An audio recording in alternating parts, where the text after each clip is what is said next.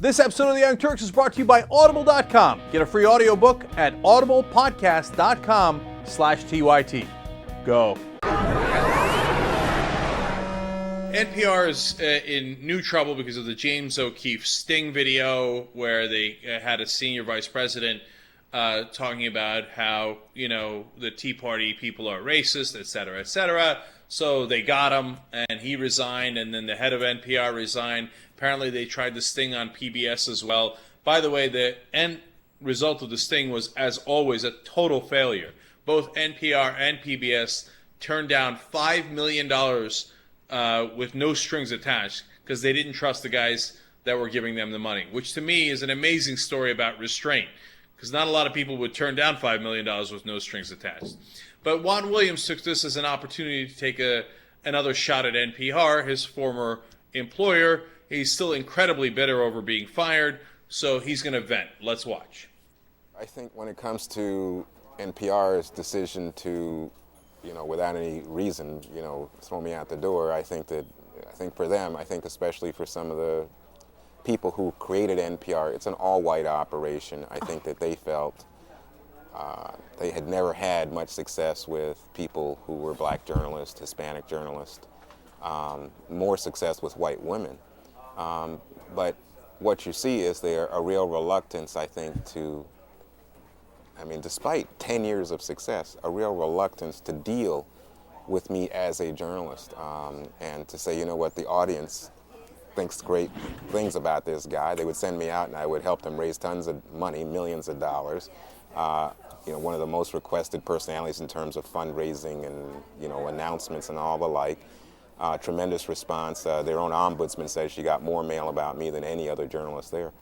But for them, and I think the fact that I was a journalist who was not being pigeonholed as just a black journalist, but something larger, and sometimes even conservative in a point of view, not predictable in that way, made them have great difficulty with me, just not know what to do. And as a result, I think they acted very unfairly and largely in a condescending manner. I think if you stop and think about some of the things that were said in the midst of that controversy, the idea that I should have a relationship with a psychiatrist or I need a publicist to tell me what to say, it just suggests, it's very sad for me to think, but it just suggests to my mind that they think that I was sort of some kind of infantile mentality or, childlike person, the way that I think the worst of white condescension to black people was evident in some of those comments. Yeah, nonsense. First of all, bitter man. He's still stinging over them letting him go. And look, if he's, angry about that, I get it. I am not hating on him for that. But this whole stuff about they didn't know how to handle a black journalist, trying to bring racism into this thing. What, like NPR was like, oh my God, it is a black journalist. What do we do? I don't know how to handle it. Get out of here. Look, come on. You're obviously misleading your audience as you usually do on Fox News. The reason that they had a problem with you, and this is a fair complaint on your part if you went in this direction, is because you're conservative. Or worse yet, you're a conservative pretending to be a liberal. And you would go on Fox News and they would flash NPR, NPR, NPR. And then you would go and go, oh, Bill O'Reilly, you are so right. Everything you say is right. Can I object a little bit? No, I can't. All right, that's fair enough. And they're flashing NPR the whole time. That's their real complaint about you, that you represented NPR's people who, bow their heads and agree with everything Fox News says. It had nothing to do with race, and you know it. Look, those comments about the psychologist and the publicist, that's what they say every time. They don't just say to black people. I don't mean NPR. I mean in the media. Charlie Sheen. I know Charlie Sheen's crazy, right? But anytime there's any kind of controversy, they say, oh, his publicist should have gotten him under control. That's something he should have told the psychologist, not to the whole world. For Juan Williams to bring race into this, look, the bottom line of it is that it's bullshit. It's not about race. And him all of a sudden trying to say that the reason they fired him is not because of his political views, but because of his race. I think he knows it's bullshit. And that's why it bothered me that he went with this line of attack. I love how he was tooting his own horn throughout that entire interview. Like, oh, I was so great. I raised so much money. Everyone loved me. And then they fired me. Like, oh, come on.